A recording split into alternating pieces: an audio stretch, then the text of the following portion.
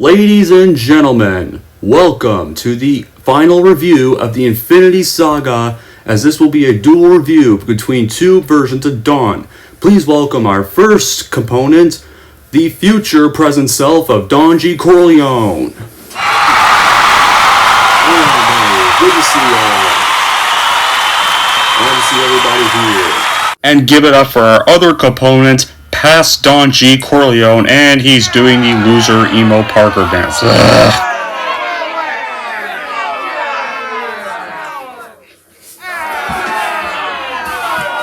Yeah, all I like when I do this dance, because I'm better than future Dawn, and I'm the real version of better than any of you idiots. I'm glad to see all of you are happy to see me. For Pete's sakes, past Dawn, would you stop doing the stupid Bully Maguire dance? Why? Don't you like seeing the Bully Maguire dance? I know you do, especially when I do it. Oh, that dance is not even funny. Now quit it. Fine. You guys suck. So how this goes. Two of you will review the same movie at the time, and there's going to be some rules we will set. 1. No cheating and no lying, and you better be truthful about your opinions. Whoever succeeds in their opinions will get their very own little studio they can migrate to, but whoever fails to do that or loses is going to be forced to stay in this room forever. So, anyway, with that being said, let the dual review of their movie begin. Hey everyone, it's future Don G. Corleone, or present Don G. Corleone here, and I am here to kick off the review of the final MCU movie to me, and the final movie, the Infinity Saga. And we all know that movie is for a movie that came out in 2019. It's a movie I've been meaning to review for a long time since I started YouTube, but I wanted to wait till now when I got more subscribers and got more familiar with my YouTube channel. And that film, well, we were leading up to this big moment on very own April 26th, what I like to call Avengers ENDGAME Day, because this review is going to be for none other than April 2019's Avengers ENDGAME, the 21st film of the Infinity Saga, the 21st film of the MCU as a whole, and the finale, to me anyways. So, what's the plot of this? Well, after the devastating events of Avengers Infinity War, the universe is in ruins due to the efforts of the Mad Titan, Thanos. With the help of remaining allies, the Avengers must assemble once more in order to undo Thanos' actions and undo the chaos of the universe, no matter what consequences may be in store, and no matter what they face. So how was this film made? Well, in October 2014, Marvel announced a two-part sequel to Avengers Age of Ultron, titled Avengers Infinity War Part 1, was scheduled to be released on May 4, 2018, with Part 2 scheduled for May 3, 2019. In April 29, 2015, Marvel announced that Anthony and Joe Russo would direct both parts of Avengers Infinity War, with back-to-back filming expected to begin in 2016. That same month, Kevin Feige said the films were titled as two parts of a single film because of the shared elements between the films, but he felt that they would be two distinct films, not one story split across two films. And by May 2015, Christopher Marcus and Stephen McFeely signed on to write the screenplays for both parts of the film. In May 2016, McFeely signed on to write the screenplays for both parts of the film, and in May 2016, the Russells revealed that they would be retitling the two films. To further remove this misconception, that July, Marvel removed the film's title, simply referred to as Untitled Avengers Film. Feige and the Russell brothers indicated the title was being withheld because it would give away plot details to this film in Infinity War. And then principal photography began on August 10, 2017, under the working title Mary Lou 2, at Pinewood Atlanta Studios in Fayette County, Georgia, with Trent Opalach serving as director of photography. The film, along with Infinity War, were shot using ARRI Alexa IMAX 2D cameras, thus making the first time that a Hollywood feature film was shot entirely with IMAX digital cameras. That same month, filming occurred in the Gulch area of downtown Atlanta, near the Five Points MARTA station and Pineman Park. And Feige explained that the films were originally scheduled to be filmed seamlessly, but were ultimately shot back-to-back. It became too complicated to cross-board them like that, and when they found themselves against something they'd always pay the price, they wanted to be able to focus and shoot one movie, then focus to shoot another movie. Anthony Russell originally felt it made more sense to shoot the film seamlessly due to financial and logistical reasons, considering the large number of cast members, and has suggested that some days they'll be shooting the first movie and some days they'll be shooting the second movie, just jumping back and forth. The 2013 Asgard scenes were shot at Durham College in Durham, England during production of Infinity War in early May 2017. Then production wrapped on January 11, 2018, although additional filming took place in Dutchess and Ulster countries in New York in June 2018. Reshoots began by September 7, 2018, and concluded on October 12, 2018, and more reshoots occurred during January 2019. Location shooting also took place in St. Abbs, Scotland, which doubled for New Asgard in Norway, and was attempts worth each earned $15 million for the film. Okay. Give me that camera! I can do better than him! The film's official title, Avengers Endgame, and final US release date of April 26, 2019, were revealed with the film's first trailer in December 2018, and visual effects for the film were created by Industrial Light and Magic with a digital, DNEG, Framestore, Cinesite, Digital Domain, Reza Lola VFX, Katina Creative, Capital T Technicolor VFX, and Territory Studio. As with previous MCU films, Lola worked on the de-aging sequences. The film featured 200 de-aging and aging shots. Downey, Evans, Ruffalo, Hemsworth, Johansson, and Renner were de-aged to their 2012 appearances for scenes recreated for the Avengers 2012. Michael Douglas, John Slater, and Stan Lee were even de-aged for the 1970 New Jersey sequence. Douglas's appearance in the streets of San Francisco were referenced, and Lola also signed up Evans for the final scene where he is portrayed as an elderly man, using some makeup and a stand-in as reference. Jeffrey Ford and Matthew Schmidt served as the film's editors. And with an estimated budget of $356 to $400 million, the film was one of the most expensive films ever made. After the film was shot and marketed for a crazy hype, Avengers Endgame premiered in Los Angeles on April 22, 2019, and was released in the United States on April 26, 2019 as part of Phase 3 of the MCU. And the film received praise for its direction, acting, musical score, action sequences, visual effects, and emotional weight, with critics lauding its culmination of the 22-film story.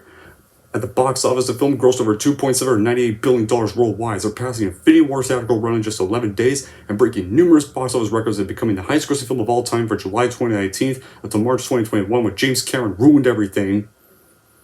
Again, with a re-release, it received a nomination for Best Visual Effects, typically the 92nd Academy Awards, among numerous other accolades. And the fifth, six Avengers films, which will be King Dynasty and Secret Wars, will be released in 2025 and 2026, which is stupid. Now, as for my reaction, well, ever since Infinity War's shocking ending, I was non-stop waiting for this to release the whole entire 2018. I would always go look up any set pics, any news, any trailer predictions, like the hype for me and anybody was just out the fucking door. As time in all of 2018 passed, I feared a trailer for this movie would never come out until that one December 2018 Tuesday morning when I woke up to not only my third paycheck back when I started my new job around the same time in October 2018, but also a 6 a.m. text from a friend saying that the fourth trailer and title reveal was already out on YouTube. So I then rushed onto YouTube to watch the teaser trailer that showed Tony trapped in space, the Avengers preparing revenge on Thanos, and Scott out of the quantum realm. I cannot wait, and I love that they went with Endgame as the title of the movie, because before that, this was just an untitled follow to Infinity War. Then usually if more trailers release, sometimes a film will lose hype, but not with this scenario. As the Super Bowl TV spot and a second trailer release, then the hype just got even bigger and bigger. During more promotion, I was always watching cast interviews, finding more merchandise, and watching loads and loads of TV spots and waiting for the critical reviews to publish online just to see what people thought of this movie. Once the final week before its release happened, I then got the Endgame version of Thanos once the toys were selling right behind us, and I was just counting down the days before its release. That was all I could think of. Once the tickets went on sale even, the sites just fucking broke because people were rushed and ordered their tickets, and several shows sold out of seats to door the minute it happened. But I was still able to get a ticket for the Thursday night showing because I did not want the movie to be spoiled for me. Heck, even somebody got beat up for spoiling the movie. Then the movie finally released. At least I was ready. I even took the batteries out of my Infinity Gauntlet and took it to the theater as part of a cosplay for the film. During waiting time, even me, the audience member near me, often chatted about certain things before it even started, so it was an epic wait for the film to start. Oh, give me that, loser me. So anyways, I saw the film when it premiered at a Thursday night showing, and did it live up to the hype? Oh fuck yes! It did in every way possible. Did I have nitpicks though? Yeah, but we can save those for later. I will start by giving it credit for the acting work of everyone. When we appreciate that, we can see that it isn't just another sci-fi flick where no one does exactly a great effort to make a remarkable performance. No, this is a movie that presents us a group of heroes that, after long years of saving the Earth from any menace, are given the last of themselves in order to give the planet one last shot. The performances made it all seem authentic and real. Now, the story, God, the story is many things. Sometimes it's funny as any other of the previous movies from the MCU, but it's also deep, melancholic, tragic, and most of all, undeniably exciting. And the movie features a strong and engaging plot with directors Anthony and Joe Russo clearly showing us that they know what they're doing, and character arcs across the board come to a satisfying conclusion and just remind us why we as fans have invested this much in these films the past 11 years. Like after Avengers Infinity War, the whole world waited for the Endgame to come out. We wondered how the story would go on, how our heroes would turn back, what would be the end of Thanos. Many theories related to this have been put forward, and Avengers Endgame was undoubtedly the most anticipated film in decades and ages. And normally the higher the expectation, the higher the probability of disappointment. But this was not the case for Endgame. Whatever you expected, you find much more in the film. This means the biggest concern about the film had disappeared.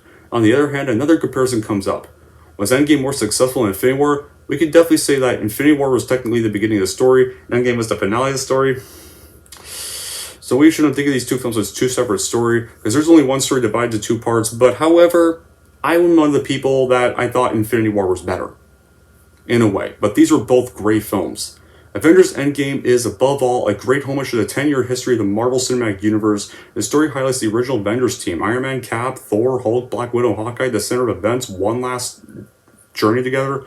No character comes in front of them, but there are many characters that do play an important role in the story outside of the original team. Everyone's concern was that Captain Marvel, who was included in the Marvel world, introduced in a solo movie that people did not like, overshadowed other heroes, but this thankfully did not happen. What is important to struggle is how strong you kind of are, how good you are, and this comes from the fore in all areas, and it gives a good message about being a hero and a family. There were laughs, there were cheers, there were gasps, and yes, there were even tears in the theater opening night. The film felt like it should have been the very last film the MCU had to offer, but of course, there ended up being a few good Spider-Man sequels, a not good Black Panther funeral sequel that happened, and and just about a bunch of other bad sequels coming. The final battle brings just about everything you could hope for. Like anybody was going to enjoy this film if they're a fan of the Avengers series. It makes a case of being easily makes a case of being the second best Avengers film. Pretty much tied the same score with Infinity War, even though both films were shot together. Members of the original Avengers even put on performances that do their characters the utmost justice of being on his journey for a decade. The film moves up slowly, but once the plot takes form and the battle lines are drawn, it delivers the way the Russell brothers know how to do. The action's there. All of what makes the Marvel Universe such a sweeping phenomenon is it's always there. Some characters could get more screen time, sure. You have to remember that there are so many characters that this film has to juggle with, and it does not admirably as it is. As it does that admirably as it is. This movie picks up right where the previous left off. It allows the viewer some time to cope with the devastation wreaked by Thanos in the previous film, something future me forgot to mention. It is remarkable and therefore worth noting that every trailer issued for this movie comes in the first 20 minutes of the movie, and hence everything afterwards is such a whirlwind. The movie gets nods to some of our favorite moments in the past films and still continues to give. And you know how trailers spoil movies? Well, not the case here, because none of the trailers spoiled anything in the finale. The only thing the trailers revealed was this was the final mission for the original 6 Avengers. Only thing they revealed was the first 20 minutes. They made it look like it was going to be an entire war. Yeah, these trailers did good in not revealing anything. These trailers for Infinity War and Endgame revealed nothing. Only just what the plots were going to be about. I wish more trailers try to be like this. And members of the team that's still alive wants to have the Infinity Stones again to make everything as normal as it was by killing Thanos and get the stones out of his hand. Nebula and Captain Marvel even help find Thanos' spot, and it's not been found after you erase half the creatures of the universe, and they go where he sells. Before you can see that Thanos is really affected with burns all over his body, mysteriously, he goes to his hut, and there's a light coming at him without any warning, and it hits him, and Captain Marvel tries to grab him and stable him. And the other team are making the best to get his glove off, and when they do, Thor cuts off his hand. Sadly, but the glove is empty, so it proves to be useless because there's no stones in it, and it turns out why Thanos is all burnt is because he used the stones to destroy them, nearly killed him, and it made him inevitable. Regardless, this makes Thor mad, and he cuts off Thanos' head, and then of course Rocket says, "Why did you do that?" And Thor says, "I went for the head," and just walks off in despair. And that's just something a lot of people thought would happen, is how he destroys Thanos and says, "Like I told you, I'd go for the head." Turns out they were somewhat right. Not the way they thought, though. Nope. And after 5 years, when everyone leaves and having no hope to get everything back, Scott Lang manages to get out of the quantum realm, or quantum world. He gets back to Earth after 5 years, but he thought it was only 5 hours and no more. And he had no idea what was going on, and Harley tried to figure out. And he still has hope that the Avengers to come back even stronger with his idea of time traveling through the quantum leap that Doc Hank had made before he snapped away. And it's very hard to contemplate a movie that would ever have much more anticipation than Endgame. In fact, nothing ever has. And think about the build-up of this one. Like from May 2008 to April 2019, Marvel with 21 films introduced heroes, villains, plots, side plots, family members, love interests, and countless Easter eggs that accumulated all into one huge film. And second, in a movie with 10 main characters, Marvel did an unbelievable job featuring each one and staying true to the characters we've all fallen in love with. The point could easily be a thesis paper for a doctoral candidate, and the development of story arcs of characters individually and collectively in the midst of struggle and triumph is nothing short of amazing. The attention to detail as thoughtful craftsmanship is true artwork.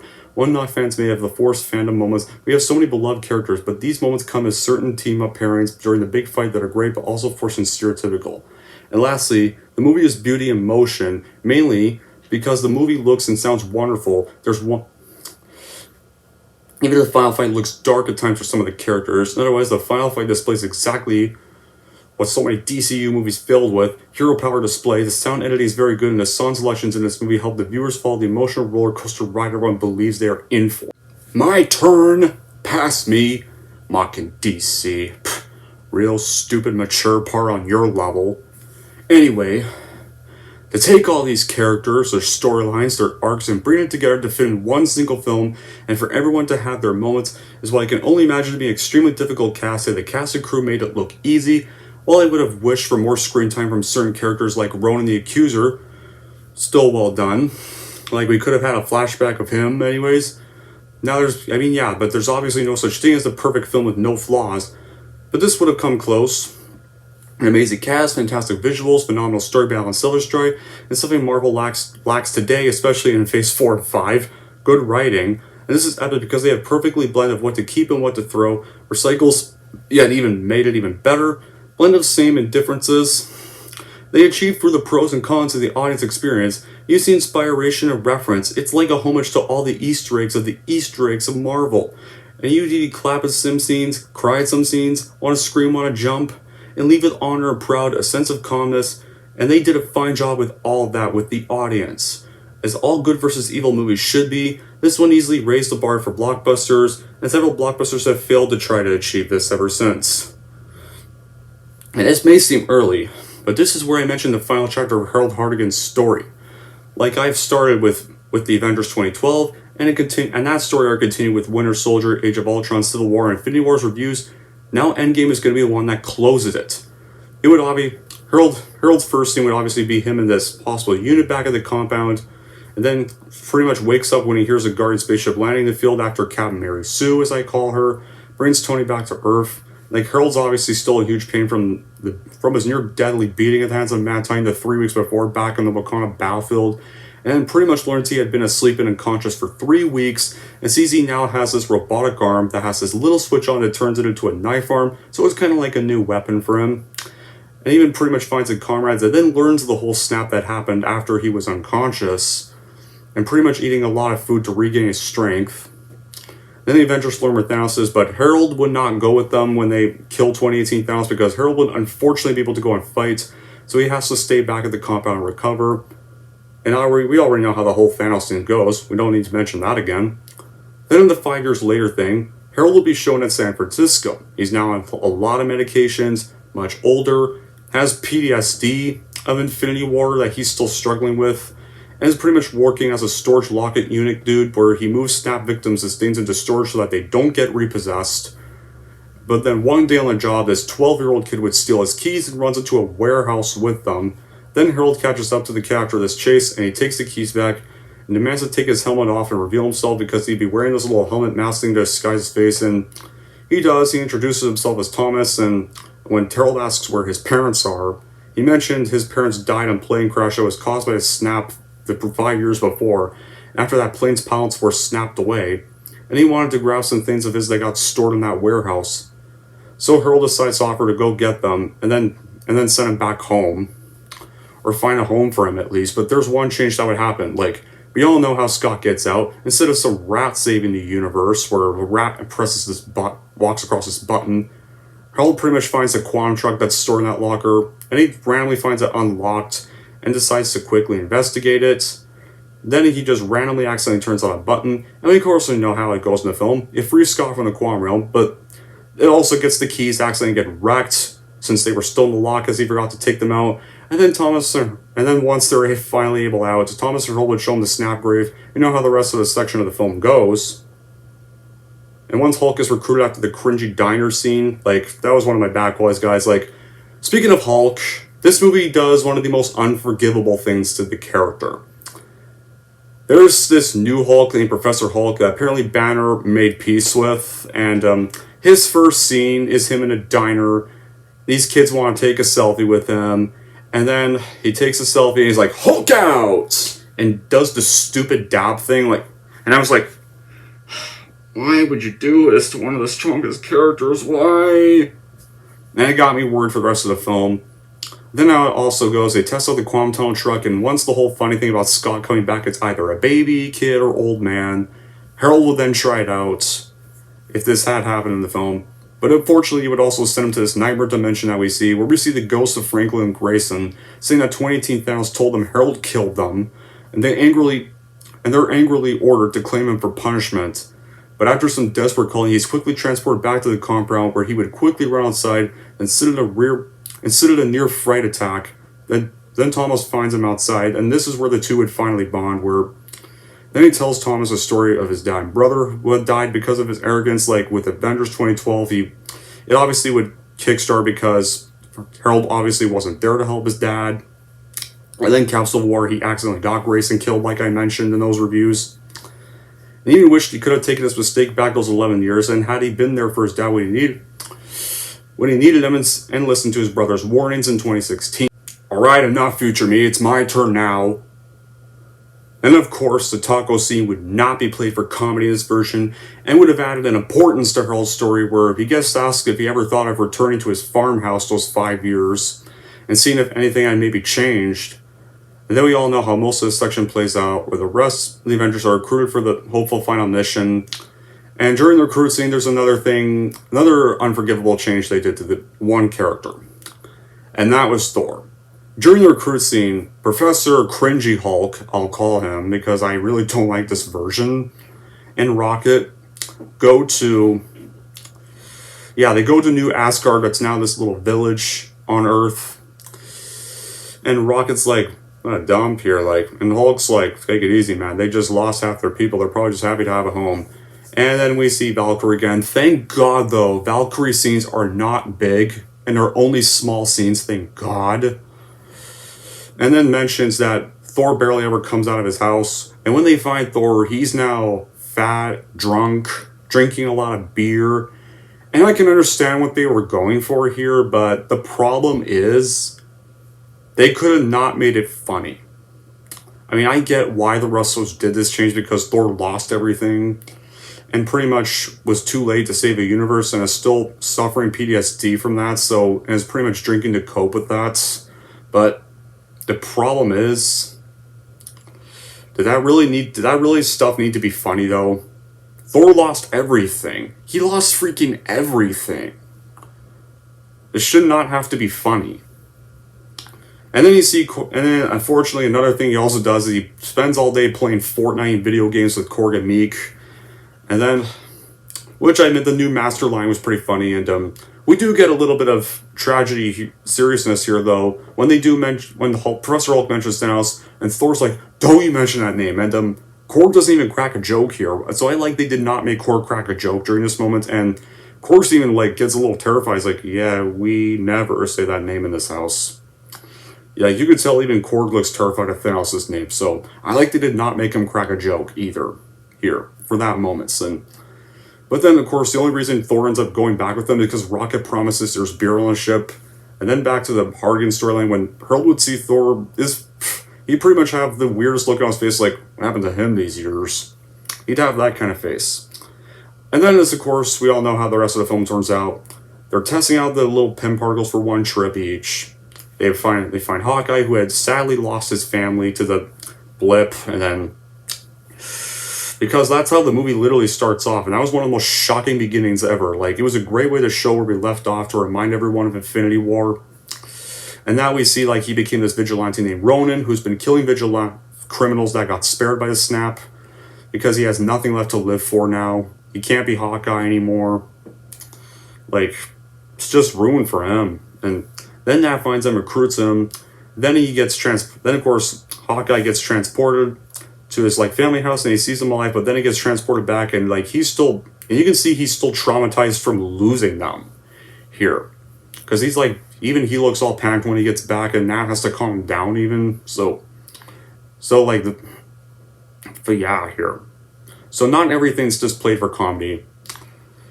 Then they're all gathering up the information. We have the sushi scene, more of information on the planet and the stone, and then after the quote, 6 tones, 3 teams, 1 shot, it would probably then cut to Harold and Grayson getting ready for bed, No, not Harold Grayson. Harold Thomas getting ready for bed.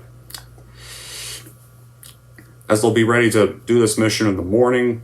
And Thomas is wondering what would happen if they failed, but Harold pretty much reassures them that everything's going to work out perfectly, and then they'll go back to their own lives afterwards. And even after that, you even get a great little nice heartfelt moment where Harold even mentions that he even may let Thomas stay with him at the farmhouse if he ever decides to go back after this. And they pretty much go to sleep there. And he secretly lets Harold secretly lets Thomas have the blanket instead of himself, so you get a heartfelt father-like son moment there. Like, it shows Harold's finally growing up here and stuff. It would be a nice little moment. Then of course we cut to the time heist scene. And when it came to writing Harold's part for the time heist scene, if this ever did happen, originally I was going to be thinking of sending Harold Thomas to New York, since Harold's journey started in New York, but I felt like since we already have a bunch of characters go to New York, that would have been a little too many characters go to New York, so I decided they'd go to Morocco instead.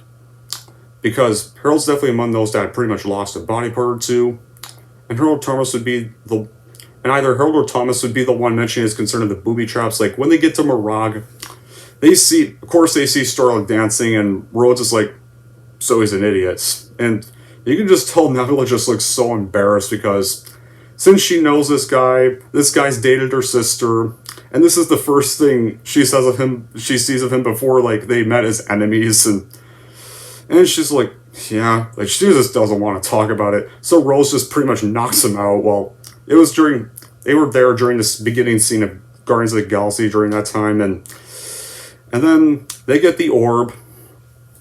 And of course, since Rhodes saw too many movies, he was mentioning all the booby traps and stuff, but Nebula just looks annoyed and just goes in and there's no booby traps. And then they find the orb, and of course, just as Harold, Rhodes would be able to return with the orb with the Space Stone, Nebula, unfortunately, we all know, glitches out, obviously, because during that time, we see like her 2014 self and 2014 Thanos, and Thanos, of course, finding out about Nebula's future self, and then they start to get a little more confused as to what's going on. Of course, and back to Morag. Thomas would of course stop before he could go back to wonder what was going on, and then of course we all know before Nebula would try to go warn Romanoff that Thanos and that timeline was knowing about their plans. Of course, Thomas would stop to wonder and then both find out what Thanos knows, and before Thomas is able to try to go back and finish the warning, both would end up getting captured by Thanos before they can even return to warn everybody. So then, after they get captured, 2014 Thanos sends 2014 Nebula as a replacement, so that he can get to their part, and he can redo his whole quest after he finds out that he succeeded in the future.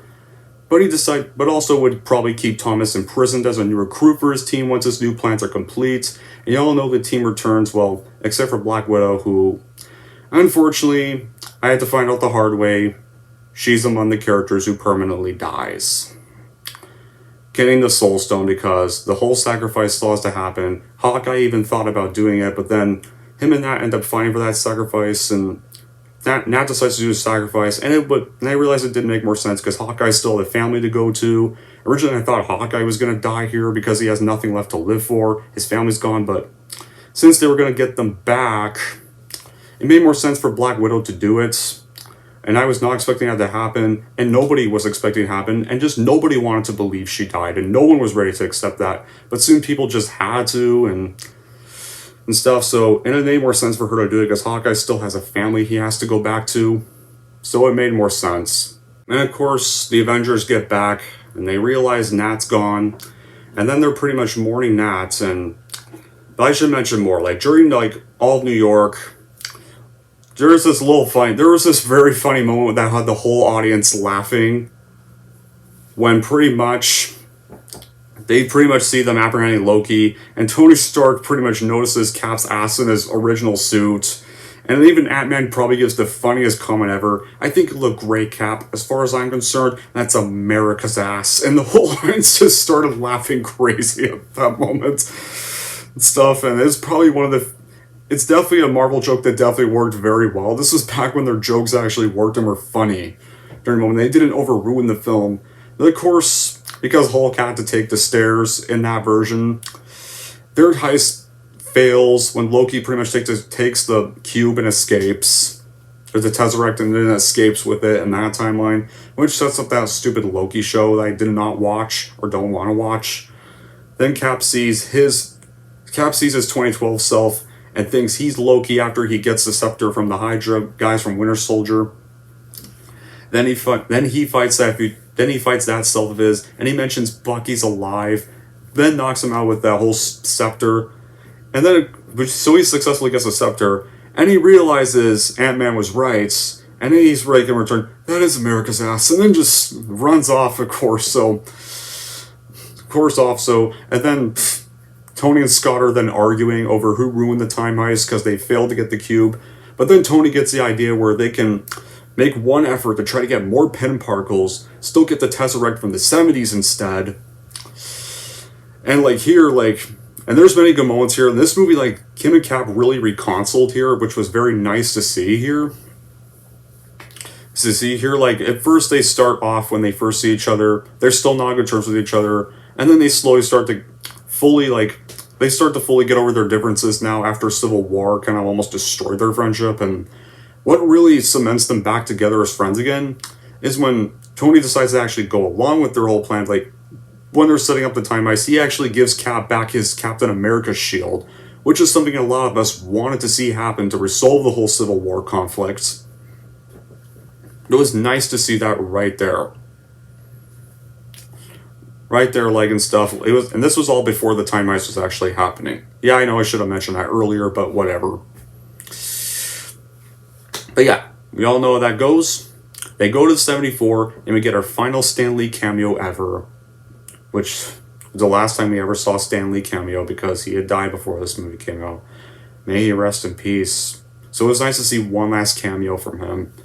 And of course, they get more Pym particles. Here they manage to find more. They distract Hank Pym. And during this moment, Steve actually notices Peggy Carter still had never forgot about his presence at all because he still has the photo of him. And this was during the time he was still frozen in the ice here. And another great moment here, Tony actually meets his dad for the first time in person. And they have a nice little moment. And he's like, now I just remember the good stuff during their conversation. And he does give him a farewell hug before he actually goes to meet up with Steve because they successfully got the Pym particles, got the Tesseract, and they could finally go return, finally successfully completing the heist. Here,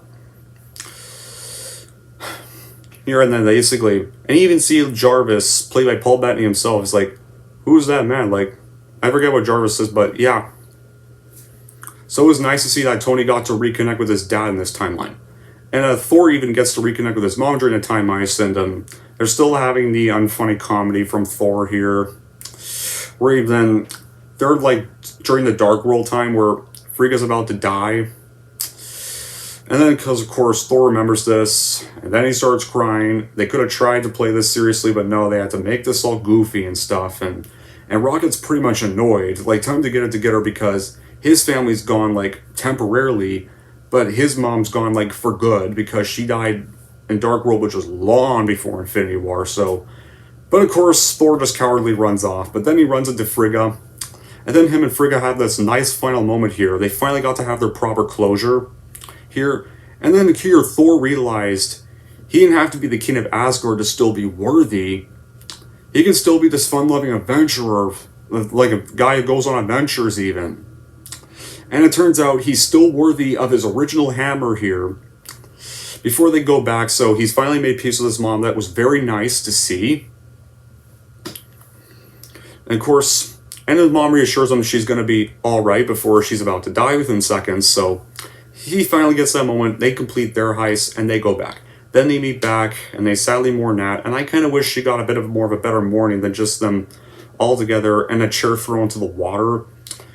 And then Thor starts to get some sense, we're the Avengers, we can fix this. But then Hawkeye tells him, pretty much yells no and stuff. And that was a good acting moment from Jeremy Renner here.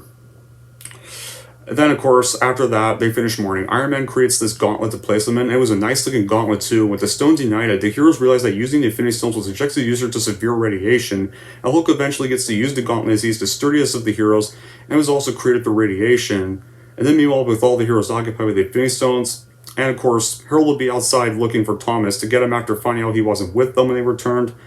He, of course, would be seen past Nebula activate the time machine and use it to pull Thanos' warships into the present. And then, and doing so destroys the time machine, and Harold would realize their Nebula did not come back home with them, and quickly runs to go warn them that 2014 Thanos has found out their plans. But just as they successfully bring back everyone here, and this was a pretty crazy jump scare, right here, as Scott figures out it works, what randomly happened, I forgot that Thanos got transported here. Hulk then pretty much, or Bruce, pretty much sees this warship shooting missiles, and this got me in the theater, guys. Like, I did not expect this to happen at the worst possible time, because I was too distracted that the Avengers plan worked, so I was a little relieved. And it's a good moment here, because at first you think they're relieved. Yes, they got everybody back. It worked. And you see a little bit of nice breath of air. Unfortunately, though, you forget that Thanos got sent there. And as soon as the compound gets destroyed, oh no. So it was a nice moment there. Hey, can't take two turns past me. It's my turn, moron. We all know what he mentioned. All the heroes do manage to survive. And then Thanos orders past Nebula to find the Infinity Stones while he waits for the heroes to emerge from the rubble. And meanwhile, because I'm still going to be mentioning review here and the Harold Hartigan story here. Thomas and President Nebula are still imprisoned in the ship. We all know, what happens, and when past Nebula, tried to warn Pascamore earlier about what was going to happen to her in the future, it didn't really fall through, but she finally is able to convince Pascamore that her future self is going to go on to become a hero, and her and Nebula finally will reconcile in the future. And then this convinces Pascamore to free President Nebula, and they go off to aid the heroes and can stop Thanos, and Gamora reaches her hand out to Nebula, and this was something the first Guardians films Nebula would never do, would probably just shoo it away, but this movie really solidified her character development, because when we first saw Nebula in this movie, she was playing this little game with Tony, and she finally got felt like an actual proper father and daughter unit, moment right there, where she actually where Tony actually let her win for a change, so it was very nice to see him actually connect properly, unlike her and Thanos, where Thanos pretty much tortured and abused her. Here and Nebula's even tending to Tony's injuries in the beginning of the movie. In the movie here, and after Tony finishes his recording to Pepper thinking he's gonna die in space, she then puts him to sleep in the chair so he's not sleeping on the floor, and can at least go out peacefully before Captain Marvel rescued them and stuff. So this movie really gives Nebula great character development right here. But once again, I'm going to be mentioning both review and Hartigan storyline combined. So where would Harold be in this? Well, Harold and Hawkeye would obviously be trapped with Hawkeye down there, so they both find the Infinity Stones. But of course, Hawkeye immediately gets pursued by Thanos' alien dogs, and after a brief chase, Hawkeye manages to kill the alien dogs. But unfortunately, they have the misfortune of running into past Nebula, but of course Hawkeye thinks it's the actual Nebula from their timeline, so he unknowingly hands the Infinity Stones to past Nebula. But of course she holds him at gunpoint, and is about to say, "Father, I have the stones," and then before Hawkeye is about to shoot Hawkeye, but just as he's about to realize it's not their Nebula. But of course, then Pascamore and President Nebula show up to confront President Nebula, and of course, since I'm still mentioning the Hartigan storyline combining with reviews, them and Thomas do try to reason with past Nebula, but to no avail, so President Nebula then pretty much shoots and kills her past self before she's obviously was about to shoot Hawkeye, or Pascamore, and stuff, and then Harold, of course, Hawkeye clearly realizes that the time machine is destroyed and they can't return Infinity Stones, and during this moment here, where if this storyline did happen, Thomas would then ask Harold where they were going to hide for safety until Thanos pretty much destroyed everything, but Harold would be immediately no more running and hiding. This time we're going to bring the Mad Titan down for good. It's what my father and even my brother would have done before my father died in his hands 11 years ago. So right here, this really solidified that Harold had completed his grow-up thing. Harold was done running away. It was time to go out fighting the Mad Titan, avenge his dad for good. For good here, do what his dad would have done. This really would have solidified the movie where Harold really completes his story. And now, we're going to go get back into review part here as well. And Thanos, even now with the Infinity Stones, proves to be no more than a match for the three heroes, Iron Man, Thor, and Cap, who are the only ones left that are able to fight him at the time. And this time, Thanos actually decides to destroy the whole universe instead of half the universe, because the half that was left was not grateful for what his future self did. So, and plus, to make sure the Avengers don't interfere in his new universe, he's going to destroy the whole thing this time. And his plan made sense. Some can be split about it, but I feel like it made sense because this universe won't have the Avengers to ruin his plans. And of course, during the fight, Thanos then stands over Thor about to stab him when, apparently, he then gets hit by someone who has lifted and thrown his original hammer at him, and Thor looks over to see he was worthy enough to wield his hammer, and guess what, guys? It is Captain America. I kid you not, right here, the whole theater cheered and screamed like a football stadium at this scene opening night, and it was a perfect throwback to what pretty much Age of Ultron built up. Thor even laughed and said, "I knew it." And then, but of course, Thanos kicks him to the side, and then Captain America is the only one remaining for that fight, and he uses Thor Mjolnir and its lightning powers to gain a temporary advantage. But unfortunately, Thanos recovers and shatters Captain America's shield, and he beats the hero to a pulp. Then Thanos' warships land, and his army, including his Black Order, invade. And Thanos is pretty much like, "What I'm about to do to your stubborn, annoying planet, I'm gonna enjoy it very, very much." But what does Cap do? Does he give up here? And even when all hope seems lost? No. Here, he actually gets up, decides to tighten what's left of his shield, regardless of how injured he is. He walks and limps over. He's willing to take one more stand. Captain America even had my respect here because he was going to face off a whole army just all by himself. And that's exactly why I like Cap so much. He's not going to give up and let Thanos win. He's going to do whatever it takes, even if he'll get killed doing so. And it may seem like all hope is lost, but then Cap gets a call from Sam Wilson, and he obviously thinks it's just some hallucination he's seeing. But then a portal opens in the background, and out comes T'Challa, Shuri, and Okoye. Then Sam Wilson flies out, and all the Wakanda armies are coming out, and the whole theater cheered the whole entire sequence at this moment. And this is one of the best scenes in any superhero and Marvel film. Because I already mentioned those, then Doctor Strange, the Guardians, and Spider-Man show up. Spider-Man got the loudest cheers. Then Black Panther's army shows up as they're doing that Yabba May chant. Then Bucky and Groot come out. Wanda comes out. Valkyrie shows up. Korg and Meek even show up. Even the Ravagers, the Asgardians, and Howard the Duck even show up in the background. Wasp even shows up in the fights here. And what's more, guys, there was this little mention that Stark had made this suit specifically for his wife. She shows up wearing it when we think that she didn't wearing his stuff that her husband built. And then Doctor Strange's like, "Is that everyone?" And then Wanda's like, "What, you wanted more?" But then, of course, Ant-Man shows up giant size because Hulk, War Machine, and Rocket were trapped in the rubble, were about to drown to death, but Scott showed up in the nick of time to save them, and they are all ready to face Thanos. And once they're all lined up and ready here, of course, Cap then finally gets to say the ultimate catchphrase, and he's like, "Avengers! Assemble." And the theater screamed and cheered again. We finally got to hear Cap say Avengers Assemble after years of waiting. Here, one of the greatest, this is now Return of the King levels of excitement. I don't think I ever saw a crowd this excited in a theater since Deathly Hallows Part 2. So the whole heroes go off and fight the whole army, and even get a funny moment where Thor's like, no, give me that, you have the little one. And even what's even more awesome here, we actually get to see Tony finally hug Peter Parker for the first time. He's relieved to see Peter alive again and stuff, where he's explained that he pretty much clearly passed out back on Titan and stuff, so it was nice after Homecoming built up that moment. And then, of course, when Star-Lord is fighting the aliens, he sees past Gamora. He clearly thinks it's their Gamora, and he reaches to touch her face, but this does not make past Gamora happy. It makes her really pissed, actually, and she literally kicks him, knees him in the stomach, and she's like, "This is the one? Seriously?" And then present Nebula, our Nebula anyways, is like, "Choices for him or a tree."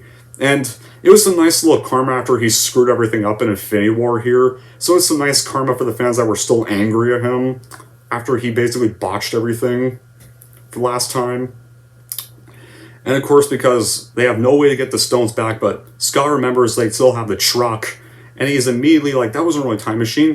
And he honks the horn, and it turns out it's that, not a time machine. They still have that tunnel. So they try to get the stones back through that tunnel. So him and Wasp then team up to go activate the truck, while the rest of the team stalls Thanos long enough. But then, of course, Thanos' army gains the upper hand just as Black Panther gets the gauntlet. Wanda then even ragefully, revengefully tries to beat up Thanos.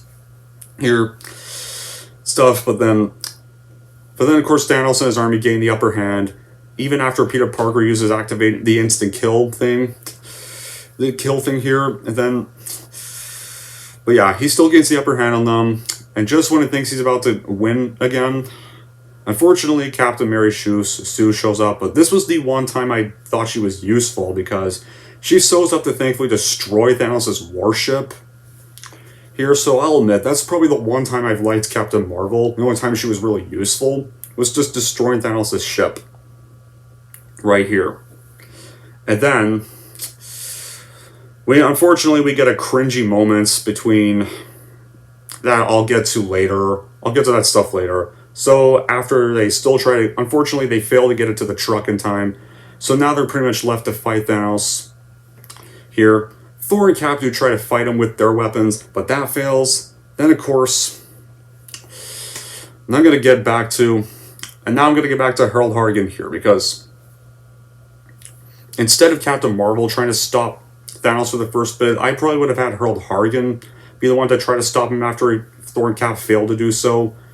Here, though, Harold would be there. He demands a rematch in their fight from 2018. And of course, Thanos doesn't know what he's talking about, but he obviously accepts it anyway. The duel fight, right here.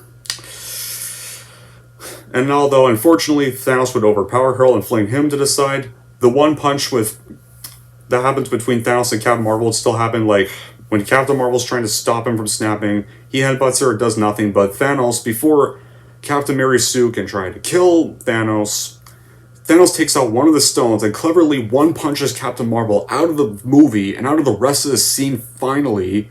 And this was a very satisfying thing to watch here. Some people may have been upset, but I was actually happy. I didn't cheer, but I was very happy, and I'm glad I actually got to be happy because people were at least invested in the movie, and they weren't getting all mad at me being happy about that for a change. So, and it was nice to see Thanos one-punch Captain Marvel, and it ruins her chances of killing Thanos, what I thought was going to happen and feared was going to happen. So thankfully, she did not be the one to kill Thanos. Thank God she was not. And of course, Iron Man regains consciousness because he also tried to take the gauntlet before Thor and Cap tried to stop Thanos. And Doctor Strange finally shows him the one possibility. It's him. He gives him the one little finger thing slowly. And Tony realizes he has to be the one possibility where Thanos loses. Well, this time, of course. And before that, if I had to include Harold Hartigan in this moment, Harold will then walk up. He's still not done ready. He's still not done facing Thanos. And during another brief little scuffle, Thanos would pin him under his foot and say that he was a fool, that he's an outright fool to think he could be stopped, but Thomas would, no, not Harold. Actually, no. Sorry, I fumbled there for a second. How would it really go? I mean this one this time. Got a little carried away. Thomas would also clearly try to stop 2014 Thanos, but if the Hartigan thing was part of this, right, I know it's not, guys, this is just official supply made, okay? Okay, I just wanted to do that with few of these reviews.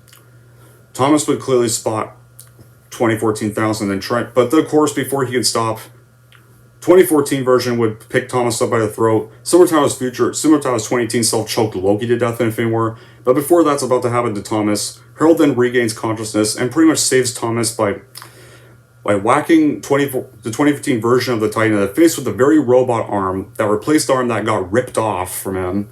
So it's a nice little revenge moment right there. But then, of course, Harold will be pinned under the Mad Titan's foot and says he's a fool to think that would work, but Harold pretty much finally stands up to him. He's no longer terrified of the Mad Titan anymore, and he tells him that he himself is not a fool, and that regardless if Thanos would snap the universe away or not, the Avengers still won, and proved he failed to even make a grateful universe with action, so regardless of if he ends up snapping away the whole universe, he's still lost, and pretty much isn't afraid to tell that to his face. And of course, then it would turn out that Harold was even just distracting him the whole time, because of course we all know, since Tony's the one who manages to get the stones out of Thanos' gauntlet, he then tells the Mad Titan's arm towards Iron Man, who pretty much then, of course, grabs the gauntlet and rips out the stones just as Harold escapes his foot. But of course, as we all know, Tony was flung to the side, and now back to review part here. Thanos gets the gauntlet and says, "I am inevitable." And he snaps his fingers, and all you hear is like, ting! Nothing happens. And he now realizes the stones are gone, and Tony had stolen the stones off the gauntlet, and the theater once again cheered here, because it was very nice to see Tony was able to get the stones out before Thanos could snap his fingers. One of the best moments right here. He inserted the stones into his Iron Man armor, and then he's like, "And I am Iron Man," and snaps his fingers right here. He says his iconic catchphrase he said in that first movie from 2008. Right here, a great throwback to how the MCU started with those very words. And it was nice to see Tony finally get revenge on Thanos for causing him those nightmares all those years, that whole 11 years since the Battle of New York. Right here. So I like that Tony was the one to defeat Thanos, and it perfectly made sense. Tony was haunted by nightmares of him for 11 whole years, and he was the one who started the MCU, so I really like they had him defeat Thanos, and it was very epic and very satisfying, especially after Infinity War. And of course, Thanos and Sally watches all his army dissolve to dust, because Iron Man wished for Thanos and his forces to be destroyed, and Thanos won my respect again here, because does he like rage like Steppenwolf, like that loser Steppenwolf version from Joss Whedon's Justice League? Heck no! Thanos just calmly sits down, accepts defeat, like a proper villain, a true good villain right there. He decides to just waits for him to be snapped away. Just gets to look at the sunset one last time, like his 2018 self did at the end of Infinity War when he won. And then he snaps away and just hangs his head down, ready to die. And at first I thought the theater was going to cheer when Thanos got snapped away, but this one was silent. And just when we think it's all happy news and it's exciting that the Avengers won, that Thanos is defeated, we all remember Hulk said no one else would survive the radiation of the stones. Because then we see Iron Man collapse. He was wounded from using the Infinity Stones. And we get some final moments with War Machine, Spider-Man, and Pepper. All here. We get some good acting from Tom Holland once again, where he's apologizing to Tony Stark. You could see in Tony's face that he wishes he could say that Spider-Man does not need to apologize for anything. But unfortunately he can't, because his voice has been destroyed. His stones here. And you could just hear the whole theater sobbing. Like, front and back, like, everyone was just crying in the theater. Even I was, right here. And then him and Pepper get to have one final moment. And she asks life functions on Fast Friday, but Friday reports that his life functions are critical and he's not going to survive. And then she gives him these final words, "Tony, we're going to be okay. You can rest now." And then his arc reactor faded, and everyone just lost it. The whole audience just broke. Right here. But the thing is, though, I do kind of wish Cap and Thor got to have a final moment with him, too. Like, even they should have had a final moment. Him, Thor, Hawkeye, I kind of wish all three of them got to have a final moment with Tony as well. Here, because they're also his comrades. But thankfully, though, Tony and Cap did make up for their conflict here. But they should have still had a final moment here, but oh well. And then the eyes still wouldn't stop crying at the funeral here, because during this moment, after everybody reunites with their families, and even hear a speech from Tony during this whole montage, so he's like, everybody wants a happy ending, right? But it doesn't always roll that way, and he's hoping families get reunited, and we even see everybody reuniting with their loved ones, everyone celebrating the death of Thanos, celebrating the restoring of everything.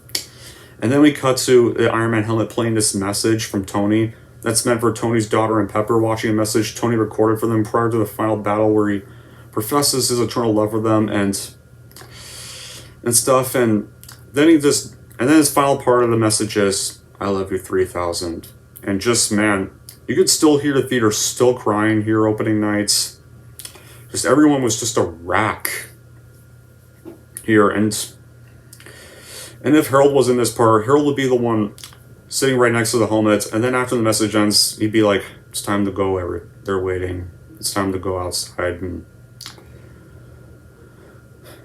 for everyone. And then we see the whole throwback to that first film with the little heart monitor on the flowers that say prove that Tony Stark has a heart being floated into the water. And we see all the characters here.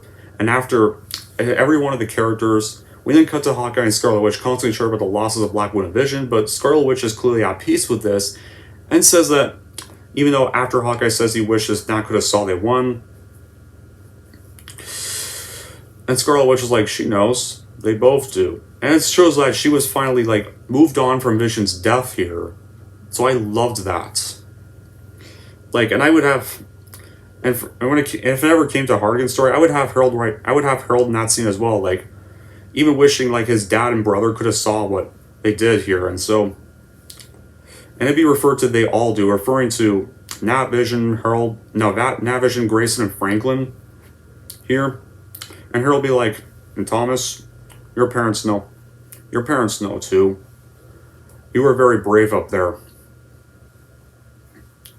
And we even see some other side characters too. We see Harley from Iron Man 3, Aunt May, Happy Hogan, Maria Hill, Hank Pym, Janet, Nick Fury. And Happy Hogan even promises to look out for Tony Stark. We get another throwback to the first Iron Man, where he asks if Morgan's hungry. And he responds that she wants cheeseburgers, and then Happy just sounds like he's just trying not to break into tears because he knew cheeseburgers were Tony's favorite food as well. Because that's the thing he wanted when he escaped the cave and got back here. But there's one character I cannot stand being there. Also, Ross is there. And why is Ross of all people at this damn funeral? He should not have been there at all. Like, he should have went to jail because I don't buy him being allowed at the funeral after he pretty much caused everything. He tore the Avengers apart. He caused all that damage to Incredible Hulk, and he pretty much sat on his ass, did nothing, and allowed the snap to freaking happen 5 years ago. So pretty much Ross helped Thanos murder half the universe, even if he was one of the victims. He pretty much sat there and pretty much contributed to Thanos' killing of everybody. So he should have went to jail. I don't care if he was a victim. He should have gone to prison for what he did. And then after the funeral, Thor returns to New Asgard, and he decides to let Valkyrie be the new ruler of the people, because he decides that he doesn't need to be king to be a worthy god at all. So he decides to go find out more of himself, go on more adventures, because he has realized he's much better that way than being a king here. So it's a great ending for Thor right here. He decides to just set out more of himself and be the fun god he just wants to be. So he teams up with the Guardians of the Galaxy, except for Gamora, because that Gamora's not in our timeline that Gamora ran off, but Star-Lord was searching for her. And then the crew recognizes their styles to whether Thor or Star-Lord should be their captain. But Thor reassures that Star-Lord is the captain. And I'll admit, I never liked their rivalry. And I always just found it way too cringy and annoying. And I kind of wish Thor's scene ended after Rocket says, move it or lose it, airbag. And then he says goodbye to Valkyrie. I wish they could have just ended Thor's scene there. We did not need to have some comedy argument between him and Star-Lord. That just never was funny. For Harold and Thomas's ending, Harold's now come at peace with his dad and brother's deaths. Thanos is finally dead. His PTSD is finally cured. His criminal record from Civil War is cleared.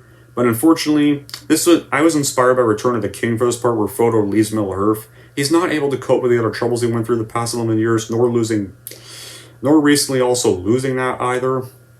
So he decides to resign as an Avenger for good, resigns as the Trooper, he says goodbye to his comrades, and he adopts Thomas as his son, since Thomas's parents didn't get revived as they didn't die, they didn't get snapped away.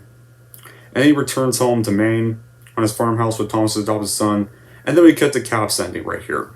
A new time machine is built, Hulk, Falcon, and Winter Soldier are in attendance, and Captain America prepares to return the Infinity Stones at the very moment at which they were taken. And they send Captain America back in time before some altered realities could happen, but unfortunately they're not able to return to the present. Bucky then notices Old Man sitting nearby, and Bucky was actually the only one that knew what Cap was going to do, so he knew Cap wasn't going to come back. and he tells Sam to go check it out, and Sam approaches and finds that the old man is Steve Rogers, and Steve explains he just destroyed his time travel device after returning all the Infinity Stones, so he decided because he wanted to try living the life that Tony told him to do in Age of Ultron. So, because clearly, it finally got to, so... And Sam explains that the world would miss Captain America, but Steve removes his shield from a bag, he hands it to Sam Wilson and points him as a new Captain America. We all know that did not happen because Sam pretty much betrayed his promise in Falcon and Winter Soldier, but I like to pretend that show never happened, and I like to pretend this ended the MCU. And Sammy notices a wedding ring on Steve's finger, and it turns out he married and grew old with Peggy Carter and finally got to live the life he wanted. Here. And guess what, guys? Remember that dance he promised Peggy Carter if he got back in the first Avenger? He finally got to have that dance with Peggy Carter, so it was nice to see Cap's ending end with him finally getting that dance with Peggy, and it was beautiful right there. A beautiful way to close out the movie and roll the credits. Cap finally gets his happy ending and stuff, and he finally gets to grow old and live the rest of his life happily with Peggy Carter. Now, can finally go back to his timeline, a perfect ending for Captain America. But guys, since I'm also mentioning Harold Hartigan's subplot here, you're wondering about Harold. Well, I would have added this after the long time song finished during the credits, it's been a long time song. That's what the song's called. Then it would cut to the post-credits would be Harold and Thomas returning to the farmhouse, where Harold makes a little makeshift gravestone for Nat right next to his father's grave, and then puts replicas of his comrades' weapons next to those graves as well. And then, as Harold closes his eyes and is still mourning Franklin and Grayson's ghosts appear, and they say that he knew he defeated Thanos and saved the whole universe. And they're proud of the guy he grew up to be, and they even tell Harold not to worry about them and to just live life to the fullest. And Franklin's ghost even forgives him for his past mistakes. Here, before they disappear into the sky for good, finally at peace with their deaths. And it further completes Harold finally grieving his family for good. And he looks back at the road. I was kind of inspired by Rambo 4 for this ending. Harold looks back at the road, and then him and Thomas walk back down to the farmhouse, and the character montage in the credits would play over them walking back, and that shot would end once the montage of the OG 6 characters plays that montage, and that's the end of the MCU for good. So yeah, and that's also where Harold's story would end right there. It would end with him becoming an adoptive father, retiring and going home and living the rest of his life for good, not some stupid bullshit where he dies for once. No. I would have let Harold have a happy ending, and let him and Thomas finally get to grieve their families in peace and quiet with nobody there to bother them. So yeah, Pat, future me mentioned good qualities. Now I'm going to mention the bad qualities here. One thing for certain is definitely Professor Hulk. This version of Hulk is just the worst because this made this guy a joke of a character, especially in the diner scene where he dabs, takes a selfie, and it went on way too long. And there's Fat Thor. Yeah, I get what this happened, like I've already mentioned, but here's the thing. They made it come off as some joke, and I wish they did not do that, and they tried to add some seriousness to the change for once. And third, it is a bit confusing with some of the time travel stuff because I don't think any of this stuff would have worked in real life, but oh well. And finally, I still don't like Captain Marvel at all. While she thankfully does not play a huge role at all in this movie, her scenes were still cringe, especially her scene with Peter Parker, and then that shot of all the women heroes here, which felt forced. But I loved it when Thanos punched her out of the way before she could defeat him with that stupid Mary Sue trick. And also, while this should have been the end to the MCU, it sadly got ruined by the MCU we now have today, called the Multiverse Saga, where nearly all the films have been mediocre or terrible. Only exceptions were Far From Home and No Way Home. But other than those bad qualities, I still enjoy Endgame and will always call the true send-off to the MCU. In the end, Endgame is a perfect watch and buy for MCU fans that want to see the Infinity Saga complete on a satisfying note and want a true send-off and avoid Phase 4. Anyways, that's it for our dual review of Avengers Endgame. If you're wondering how any of us are going to rank Avengers Endgame, here's how both me and future self are going to rank this movie. So overall, if you are a huge fan of the Infinity Saga and MCU as a whole and want to see it end on a satisfying note, then I highly recommend watching this movie for sure and then buying it and adding it to your collection to fully complete it for sure. And if you're wondering how I'm going to rank Avengers Endgame, I'm going to give Avengers Endgame a full-blown 10 out of 10.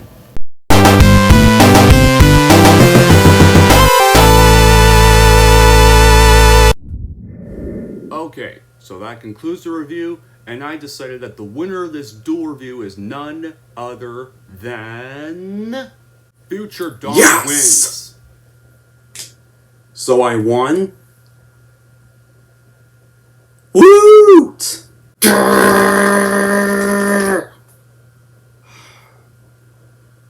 I'm out of here. This is not over, future me.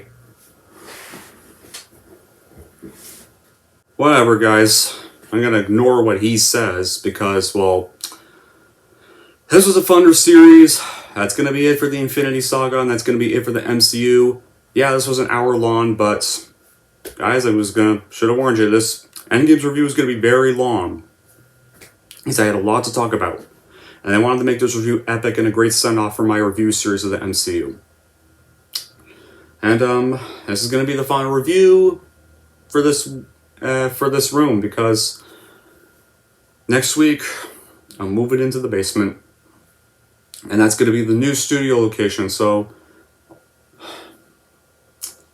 this is going to be a farewell to this room. I'm going to miss this room a lot, but be free to check out my room montage that will premiere on May 1st. So I won't be likely posting reviews for a lot of days, because I'll be busy getting everything packed up and moved down there.